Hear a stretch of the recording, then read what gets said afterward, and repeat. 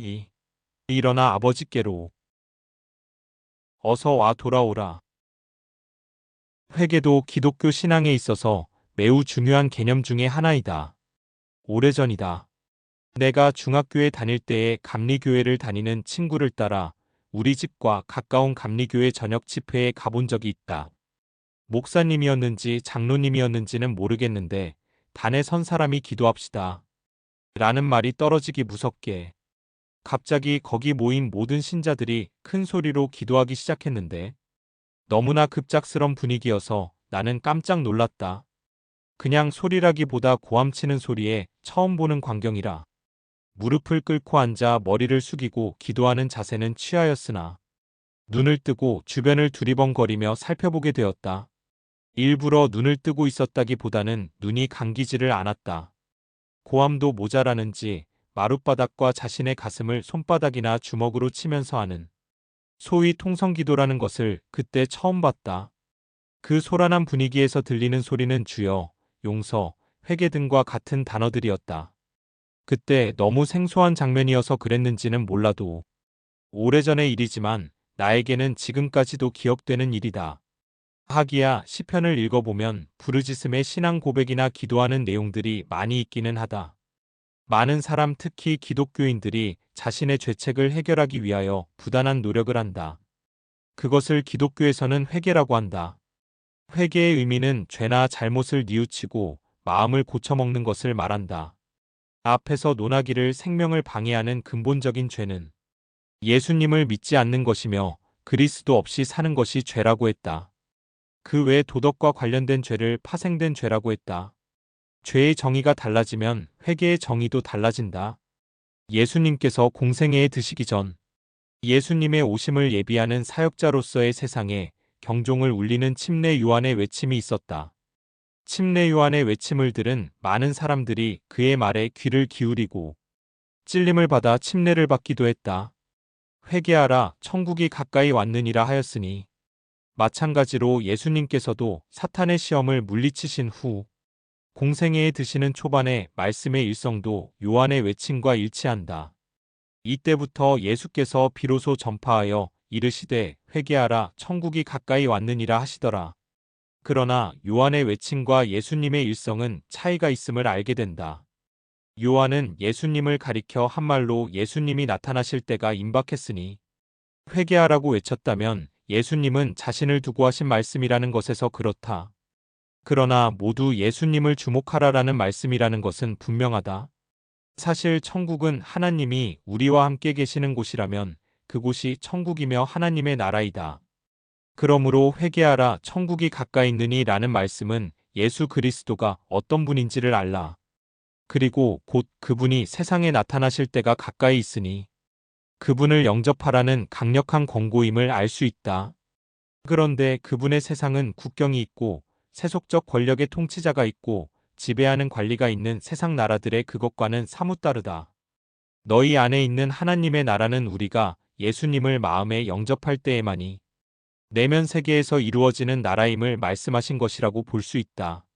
사실인즉 예수님은 그 세상을 보여주시려고 이 땅에 오셨다. 그분이야말로 이 땅에 오신 하나님이셨으며 그분이 한때 사람들과 함께 거하시는 동안 이 땅에서 예수님을 만났던 일부 사람들은 천국을 경험했다.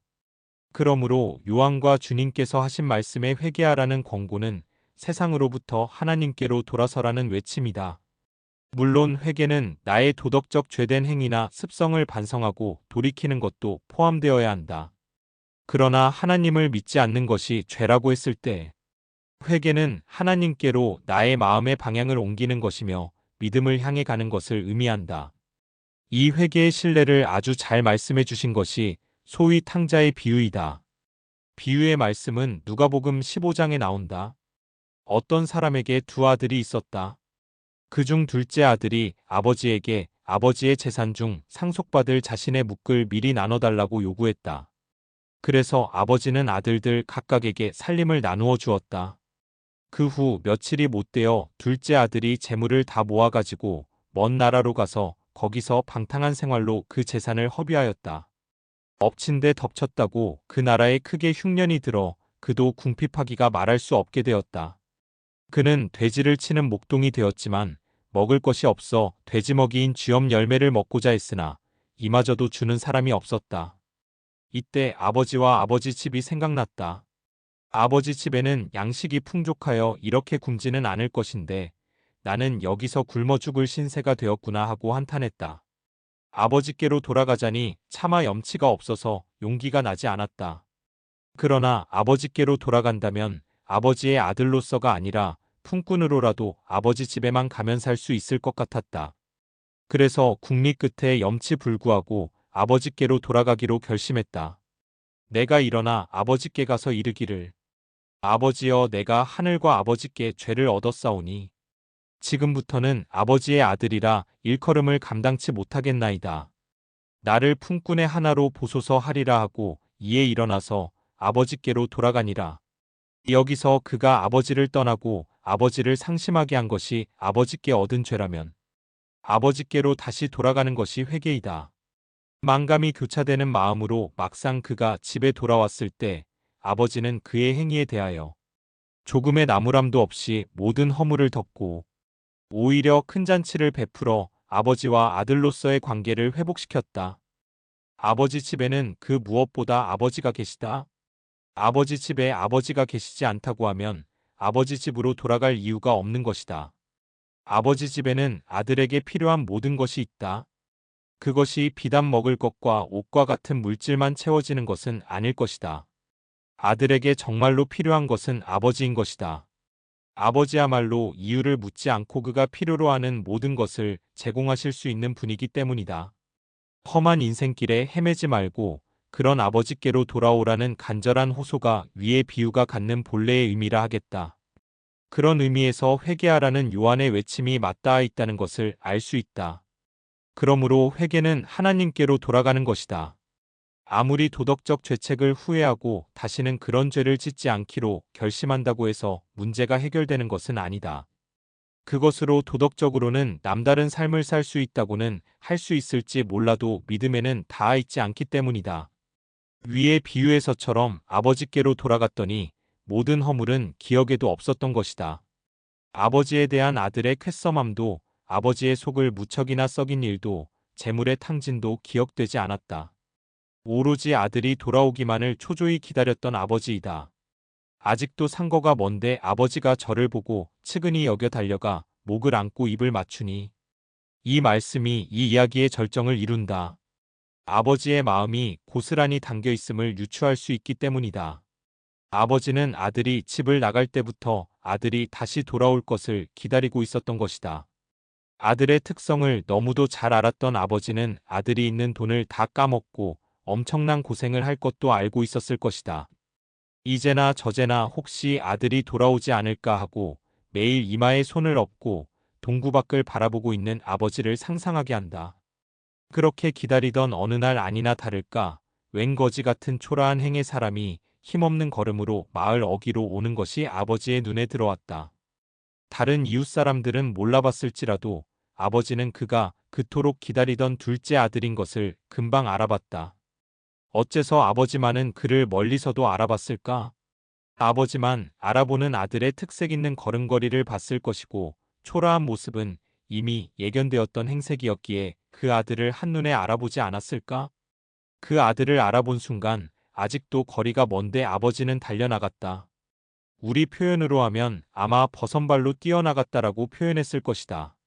성경에 나오는 내용은 아니지만 동네 사람들이 들에서 일을 하다가 이 장면을 봤다면 어땠을까? 뭐여? 무슨 일이 생긴겨? 아무개 아버지가 뭐 때문에 저렇게 버선발로 어딜 뛰어가는겨? 그동안 실성한 사람같이 축 늘어져 있더만 어딜 뛰어가는겨? 어라, 저 앞에 저게 누구여? 웬 거지여? 동네 사람들이 뭐라 하던 상관이 없었다. 아버지는 그렇게 뛰어나갔다. 그의 눈에는 아들만 보였다. 그리고 아들을 끌어안고 입을 맞추었다. 기다리고 기다리던 반가움의 표현이다. 그리고 아버지는 아들을 위해 큰 잔치를 베풀었다. 이것은 그 아들의 모든 허물을 덮었다는 의미이다. 그리고 아버지와 아들 사이에 단절되었던 관계가 아들이 집을 나갈 때보다 더 결속 있게 회복되었다. 이것이 회개 즉 아버지께로 돌아온 결과이다. 뭐 때문에 용서해달라고 기도할까? 위의 비유에서 또 하나의 핵심적 주제는 용서 또는 죄 사함이다. 염치 없음에도 불구하고 아버지께로 돌아왔더니 아버지는 일체의 허물을 묻지 않았다. 이런 경우 보통 같으면 꼴 좋다. 내 이럴 줄 알았어. 그 많은 돈, 금세 다 까먹고 거지가 되다니. 라고 역정을 냈겠지만 그 아버지는 전혀 그렇게 하지 않았다. 용서고 자시고 할 필요가 없었던 것은 아버지의 마음에는 이미 다 용서되어 있었던 것이다. 아들이 돌아온 자체로 용서가 필요 없었다. 오히려 잔치를 베품으로 아버지의 기쁜 마음을 표현하고 있다. 마찬가지로 그 어떤 염치 없는 죄인일지라도 하나님께로 돌아가 예수님을 믿었더니 이미 모든 죄에 대하여 용서되어 있었다는 사실이다. 그렇다면 마룻바닥을 치고 가슴을 치며 죄를 용서해달라고 고함을 지를 필요가 무엇일까?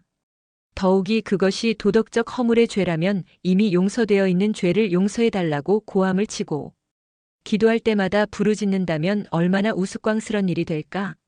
다시 말하지만 우리가 다 그렇게 산다고 못할지라도 우리 신앙인은 도덕적 죄에 관하여는 그 차원을 뛰어넘어야 한다. 도덕적 허물이 반복된다면 감히 그리스도인이라고 말할 수 있을지가 의문이다. 진정한 그리스도인이라면 말이나 행위에 거짓과 간사함이 없어야 되겠다는 말이다. 그래서 하나님께로부터 난 자마다 죄를 짓지 아니하나니 라고 했다. 사도 요한의 말씀이다.